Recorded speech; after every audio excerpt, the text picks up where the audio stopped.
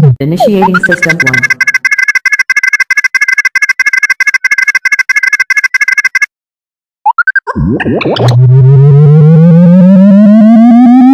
System 1 loaded.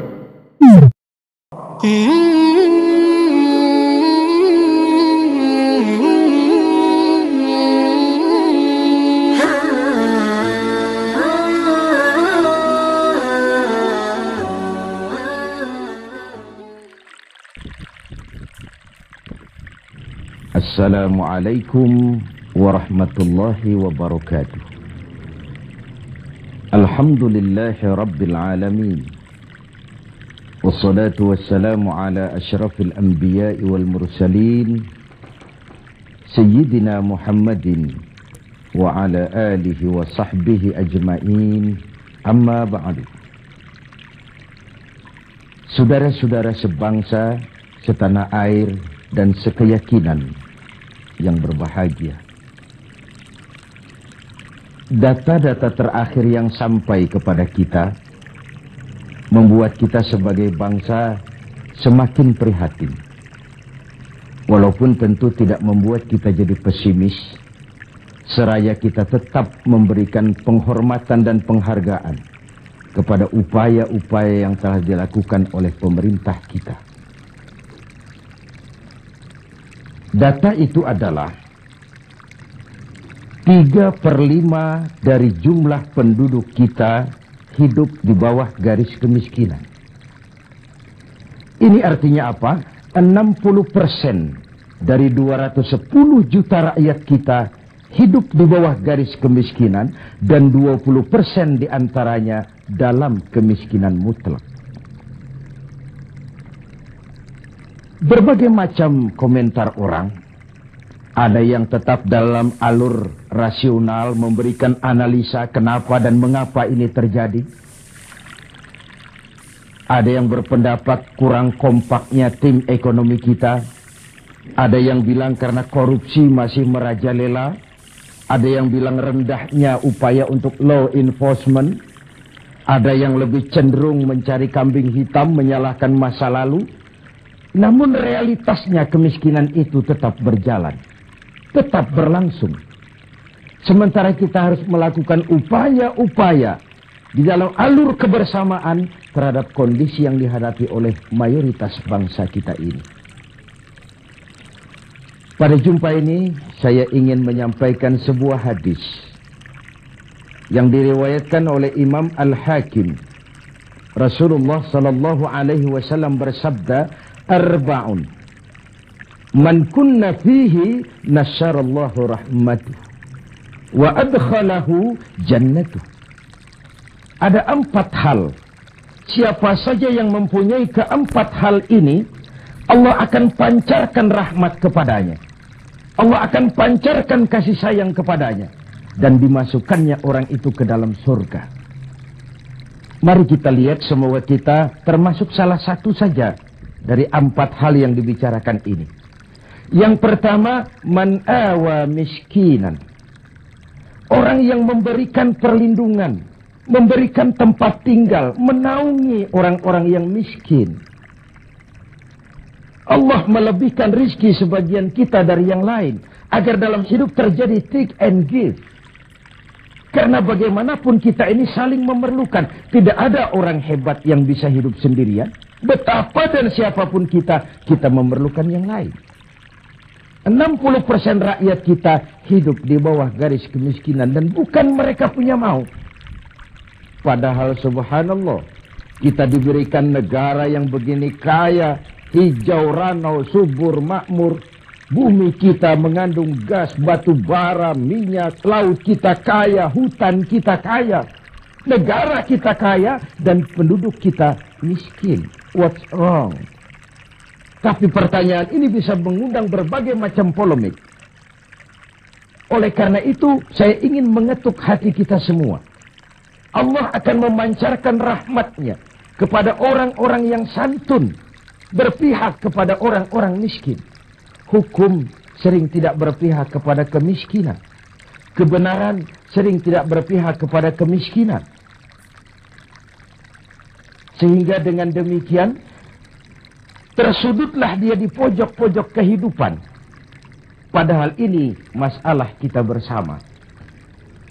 Sementara Rasul dengan tegas memperingatkan, wallahu fi aunil abdi madamal abdu fi auni akhi.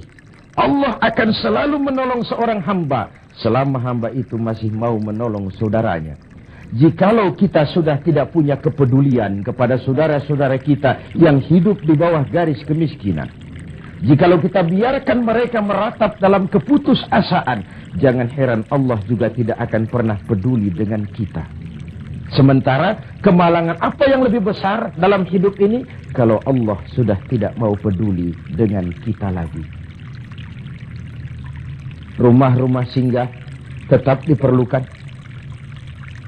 Pemandangan sehari-hari kita lihat anak-anak kita dalam usia sekolah terpaksa harus berjemur panas terik, terguyur hujan, tidur di tepi-tepi jalan oleh karena tekanan kehidupan, oleh karena sulitnya lapangan pekerjaan, oleh karena kemiskinan-kemiskinan yang dialami.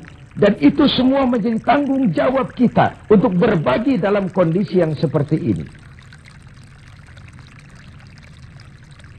Saudara-saudara sebangsa, setanah air, dan seiman yang tercinta.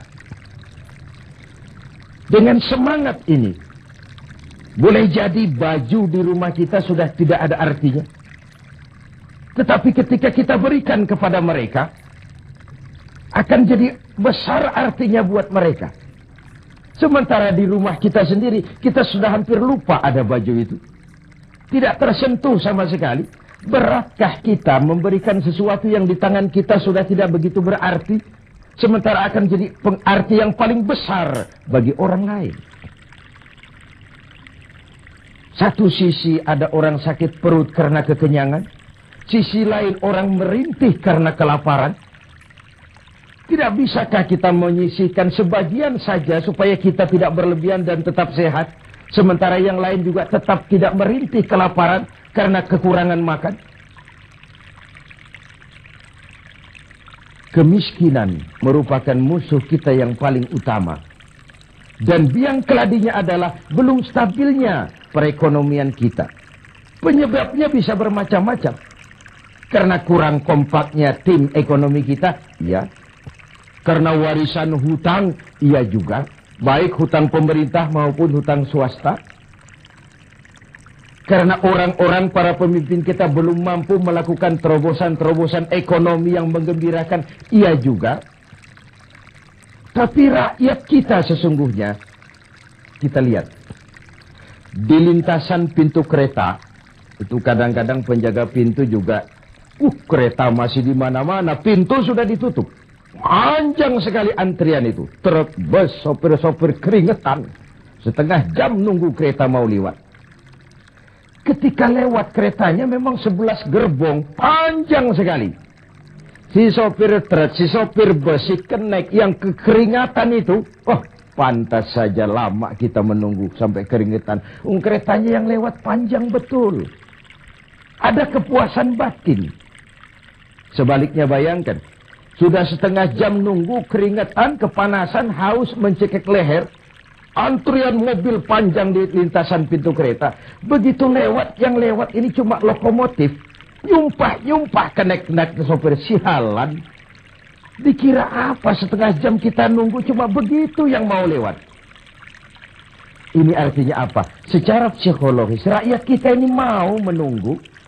Rakyat kita ini mau berkorban. Rakyat kita ini mau memberikan apa yang mereka bisa untuk sesuatu yang besar, untuk sesuatu yang monumental, untuk sesuatu yang bisa merubah keadaan mereka. Jangan biarkan rakyat kita menunggu dengan kecewa karena begitu lama menunggu yang lewat cuma lokomotif, cuma kepala kereta yang lewat. Mereka merasa penantian setengah jam sia-sia, pengorbanan peras keringat, haus mencekik leher. Jadi konyol ketika yang lewat cuma sebuah lokomotif. Begitulah. Kadang kita masih terkontaminasi oleh pola lama. Sebagian dari pemimpin kita masih memandang bahwa jabatan itu fasilitas dan kekuasaan. Lebih celaka lagi bahwa jabatan adalah jalan pintas untuk menuju kaya. Merasa giliran. Kemarin kan giliran kamu, sekarang giliran saya. Sepanjang jabatan masih dianggap sebagai fasilitas dan kekuasaan, apalagi jalan pintas untuk menuju kaya, itu rampok. Negara sedang sakit. Ini musim kerja bakti. Pesta sudah selesai. Ini saatnya kita cuci piring.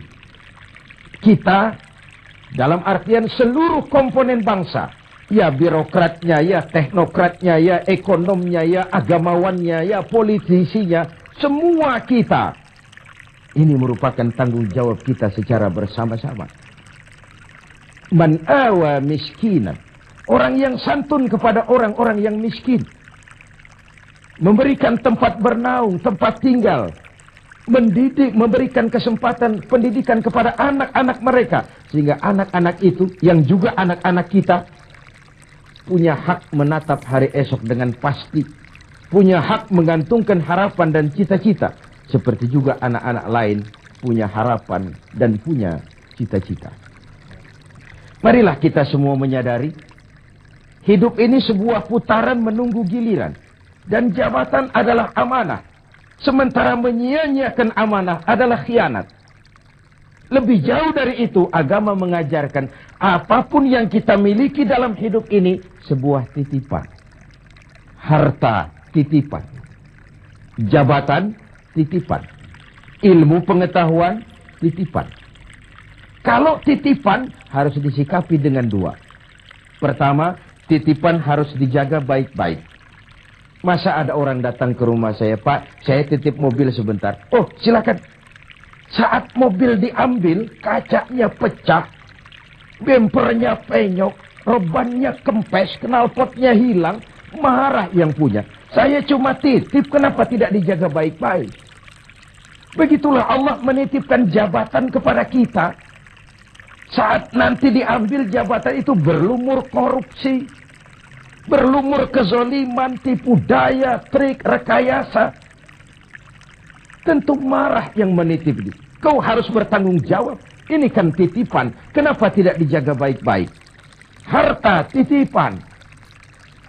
Malahan, kalau saudara diberikan ilmu, pertanyaan akhirat cuma satu.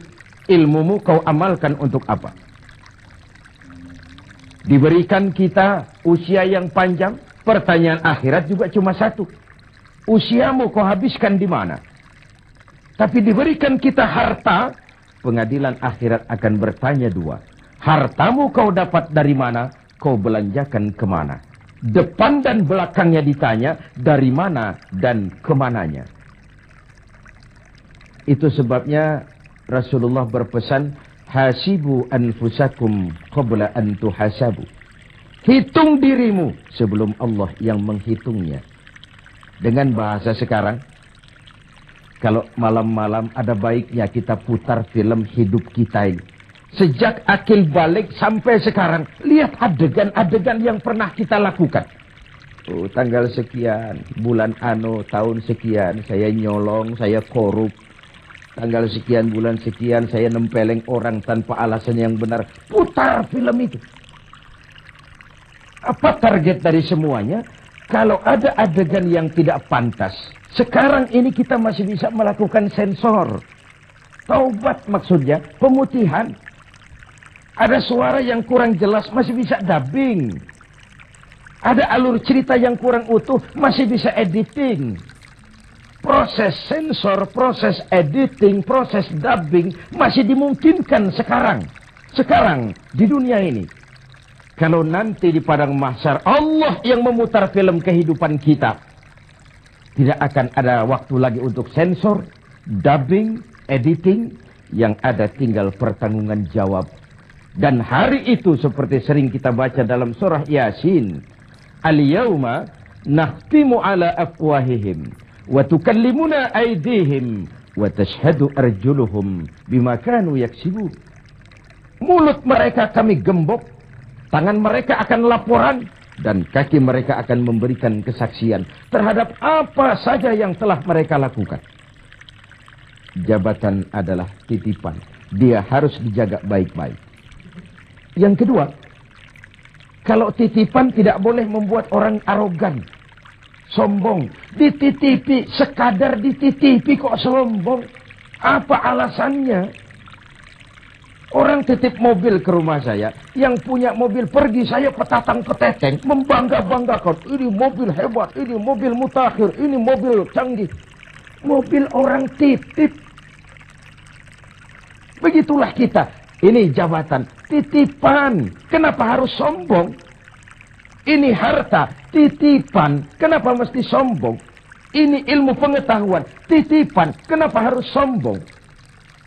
Titipan tidak perlu membuat kita jadi arogan. Bahkan kalau dia jabatan itu top, kata orang Belanda, Leiden is Louden. Memimpin adalah jalan menderita. Pemimpin adalah orang yang kesepian. Di dunia diikat dengan berbagai macam aturan, di akhirat akan dibuka perkaranya yang besar-besar. Kesepian karena pada dasarnya pemimpin mengorbankan privasinya, bahkan keluarganya. Seorang presiden, seorang wakil presiden tidak punya anak, tidak punya ibu, tidak punya bapak, tidak punya paman. Yang punya paman itu pribadinya. Kalau presiden punya anak, lalu anak-anaknya jadi warga negara kelas 1, ikut-ikut ngurus negara, kan ini penyakit kita. Biarkan pemimpin sebagai pemimpin. Karena memimpin adalah jalan menderita. Dan pemimpin pada umumnya orang-orang yang kesepian. Ini musim kerja bakti.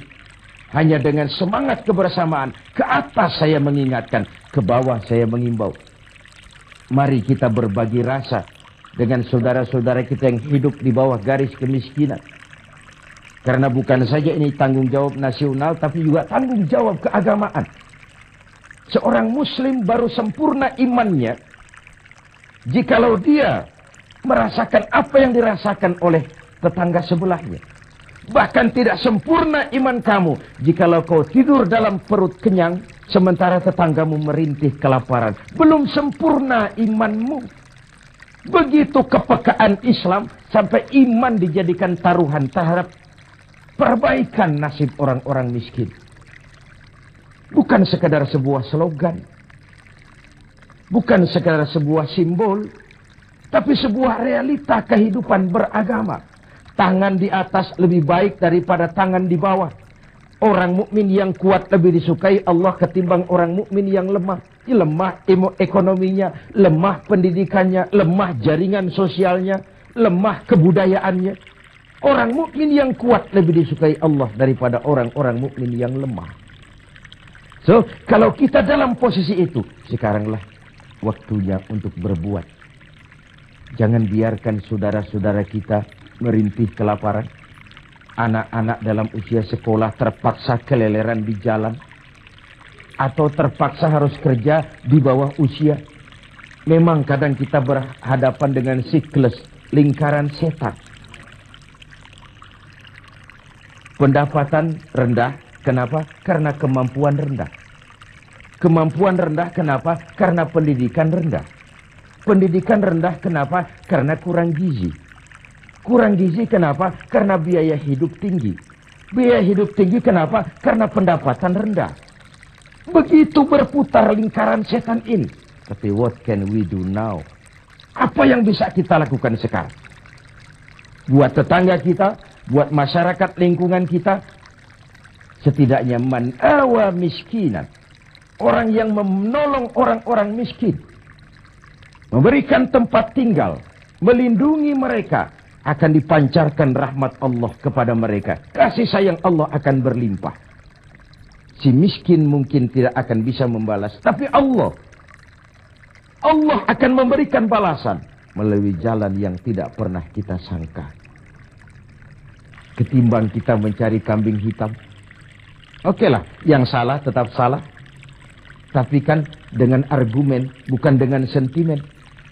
Untuk menegakkan kebenaran, bukan untuk menang-menangan. Zaklik, tidak personlik. Menyentuh dan bukan menyinggung. Biarkan hukum tetap tegak. Biarkan penataan ekonomi kita tetap profesional. Sementara kita yang oleh Allah diberikan sedikit kelebihan. sedikit kemampuan, mari kita berbagi untuk mengatasi persoalan bangsa yang memang berat ini. Ini yang pertama. Yang kedua, orang yang akan dapat pancaran rahmat dari Allah itu warahimad dha'ifa. Orang yang punya sifat belas kasih kepada mereka yang lemah. Keberpihakan kepada orang-orang yang tidak berdaya.